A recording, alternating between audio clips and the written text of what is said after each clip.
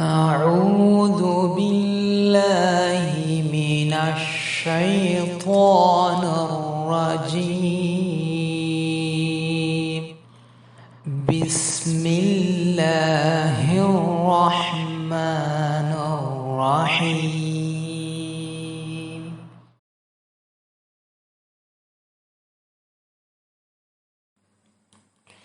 قل للمؤمنين يغضوا من أبصارهم ويحفظوا فروجهم ذلك أزكى لهم إن الله خبير بما يصنعون وقل للمؤمنات يغضضن من أبصارهن ويحفظن فروجهن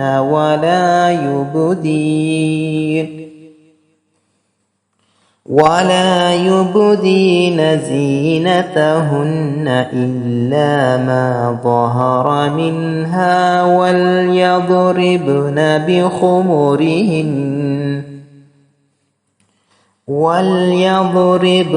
بخمرهن على جيوبهن. Assalamu alaikum wa rahmatullahi wa barakatuhu. We are here today along with the Khalifatullah for a new session of question and answers. Our session today is all about educating the people, especially Muslims and members of our Jamaat, more specifically on the way men and women should behave with each other within Islam and the Jamaat Sahih al-Islam. Ya Khalifatullah, Assalamu alaikum wa rahmatullahi wa barakatuhu. Wa alaikum salam wa rahmatullahi wa barakatuhu. Some of our members have asked some questions which require your explanations and guidance.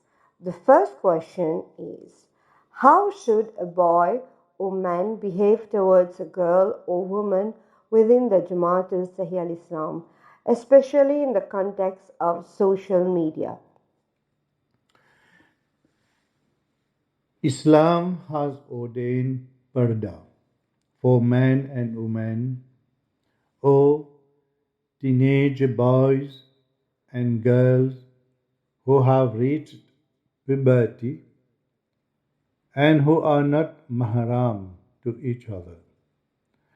Respect should also be shown to the mahram men within her family circle, like the woman's father and brother and in-laws, and this applies also for the man towards his mother and sister and in-laws.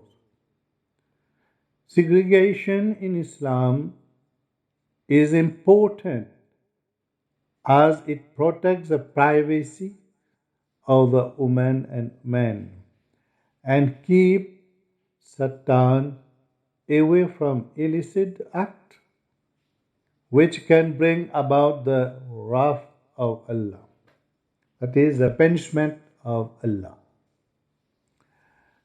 Man and woman, and the same applies for all those among the boys and girls who have reached the age of puberty are commanded to preserve Pardah so as to guard themselves from such acts which can be deemed as not correct or even heinous in the sight of Allah. In our modern times, with the advancement of technology, the social media has become a trap for our youth and even those adults who are much more advanced in age. There is what is called emojis, call it emojis, which are used to express one's feelings and state of mind.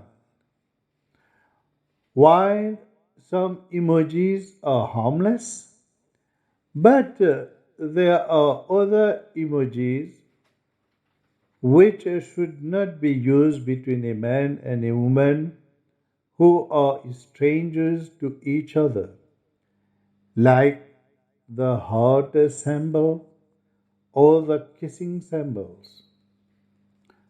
Bear in mind that the heart symbol should not be personally sent to a man if it is a woman, or a woman if it is a man, to declare or insinuate love feelings, unless proper marriage proposals have been given and done within the framework of Islam, and the couple get engaged or perform the nikah, marriage contract.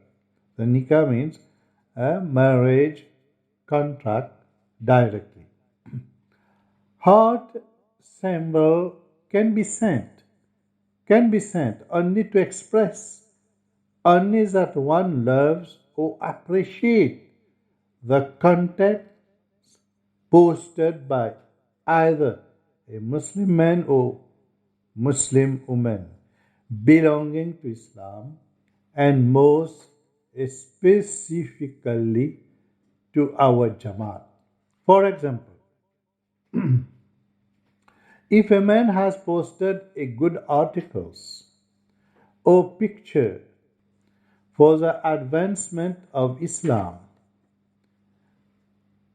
or a divine teaching like a verse of the Holy Quran, and a woman responds by loving the message, then the heart symbol is not towards the man and vice versa, but towards the message he or she posted.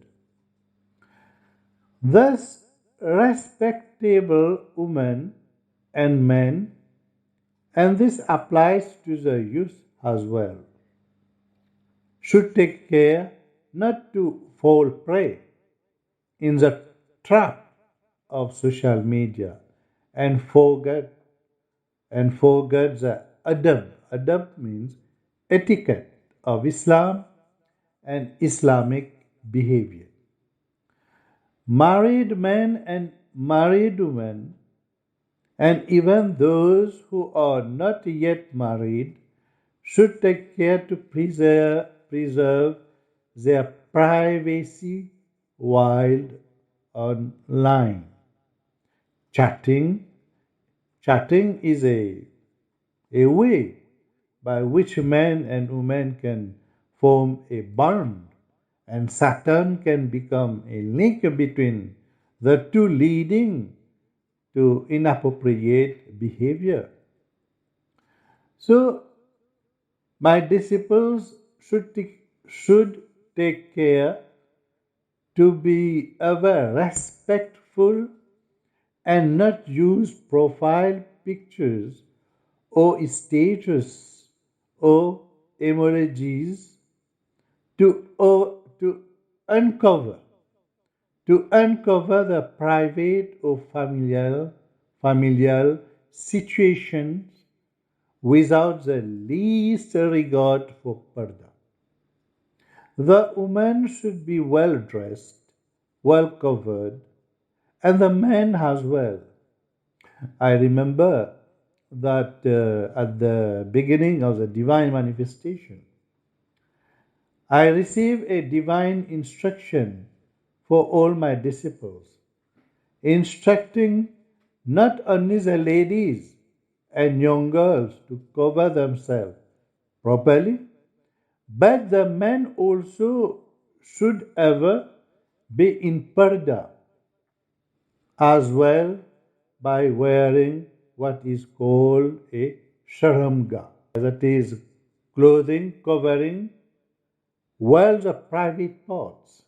A sharamga means clothing covering worlds of private parts, and the best form of sharamga is the salwar kameez or the ajuba, long dress till ankle. This dress coat is all the more important while praying salat, that is namaz. This is what our Rabb, Allah, and our beloved Prophet, Hazrat Muhammad sallallahu alaihi wasallam, has taught us. When both a man and a woman are in Pardah and having good intention, they can interact to advance the cause of Islam, Sahih Islam. If the husbands of the woman allowed it, that is, allowed their wife, can talk to another Muslim man, but provided the husband is with her or she has the approval of her husband for the meeting. Married women should have the approval of their husbands first. But if their husbands don't allow them to do so, then they should refrain from disobeying to their husband. For their husband are their co-partners in life, the protectors of their honor and their guardians. Kawamun, their guardian, it is a kawamun. The respect of the man lies in his spouse and vice versa. That is why the Quran has been clear on this matter by saying that a man and his wife are garments for one another. This verse is found in Surah Al-Baqarah, chapter 2, verses 188.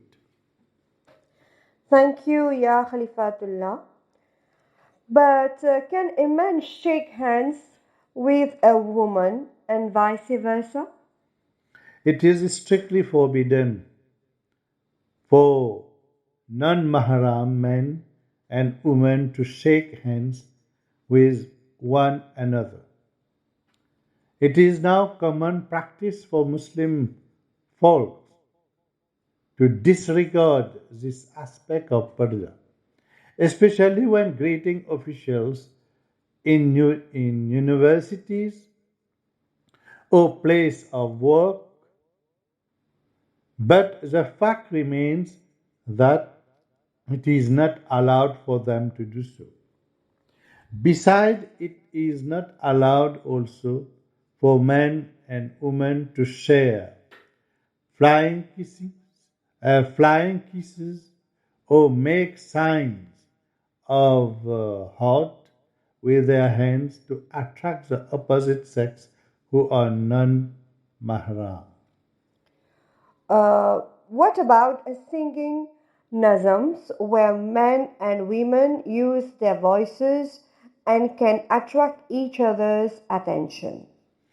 Singing devotional songs in the remembrance of Allah or Islam or our Jamaat, etc., can call it nazam or qasidas, should be done in a pure manner, with good intention, and not with the idea that the man or the woman will appreciate the singing's voice.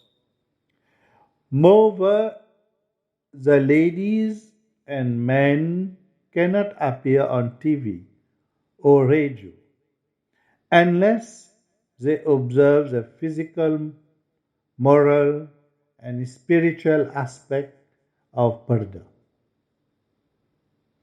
When someone is in Pardah and he or she has in mind to propagate the message of Islam, Sahih al-Islam, and not for any other reason, then he or she can interact with others within the context of Pardah toward the cause of Allah for the progress of Islam, Sahih al-Islam. When men and women observe Pardah, then they can become great teachers for the next generation.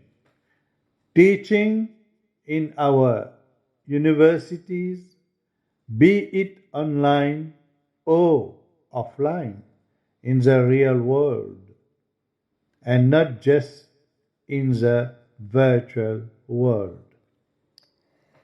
Then, if I have well understood Huzur, in the preservation of Pardah between sexes, then a woman or girl should not ride alone with a man who is a stranger and a non-mahram as well. It is against the principles of Islam for girls and women to travel alone, unless they are in the company of other women or with members of their family. But if for an urgent matter or for educational purpose, a girl or a woman should travel alone, there is no choice. Then she must take very great precaution concerning her security, especially when traveling in her car or buses, taxis, trains, airplanes, etc. etc. Motorbike rides are not advisable for our youth, girls and boys, as there is no space for Pardah. There is no distance maintained when riding on a bicycle or motorbike. But car ride when a Muslim woman and lady of our Jamaat needs one to return back home after a program, then it is not a sin for a male member of our Jamaat to ride her back home, provided there is someone who accompanies them along the way. But if there is no choice, and it is getting late or dark, then they should have taqwa, fear of Allah, and ride with this feeling in their hearts until the woman or girl is dropped at her place in security and without the least harm and vain talks. Now, another question by the Siraj Makin in India, Huzur. They were asking what the behavior of a married or unmarried woman be towards a boy who has grown up before her and she had help in taking care of him. What are the codes of conduct for this situation where the boy has reached adulthood? In this situation, if the boy is within her family circle and is a mahram, she can preserve the good relation of care and concern for the boy turned man, like for foster parents and children. If the boy is a stranger to her in terms that she shares no family ties with him and is non mahram, then she must observe Pardah more strictly than if the boy were her family member. In both cases, respect in terms of clothing and behavior is advisable, especially for the latter case. All in all,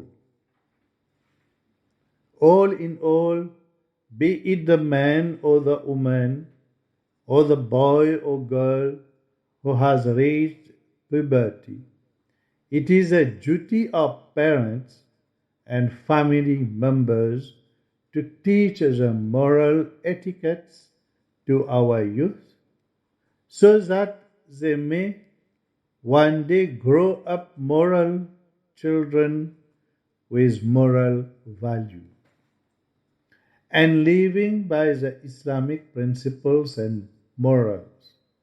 This is to protect the honor and dignity of their own persons, their families, and Islam.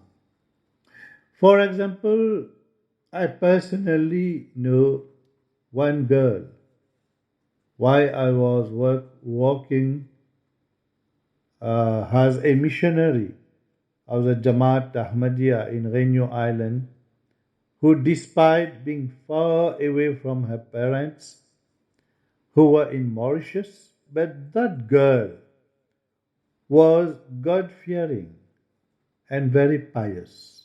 And despite living alone in Renew Island for her studies and being surrounded by male strangers in the university, but it is a matter of pride that she kept her faith and her Islamic etiquette to the top level,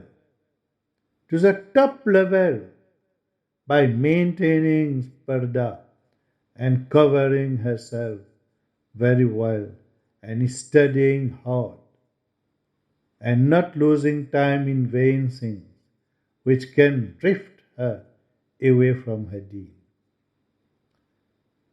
All in all, each one, be it the man or woman, has a responsibility to inculcate in himself or herself the right intention, because all deeds are based on intention. With what purpose one is doing something, whether it be for a good purpose or for an evil one. And verily, Allah Ta'ala is aware of what all hearts conceal. Jazakallah Hazrat Khalifatullah for guiding us all in this matter. May Allah help us all to act as per His guidance for our own good in this world and the next. Ameen. Assalamu alaikum wa rahmatullahi wa barakatuhu. Wa alaikum salam wa rahmatullahi wa barakatuhu. Jazakallah for your kind attention.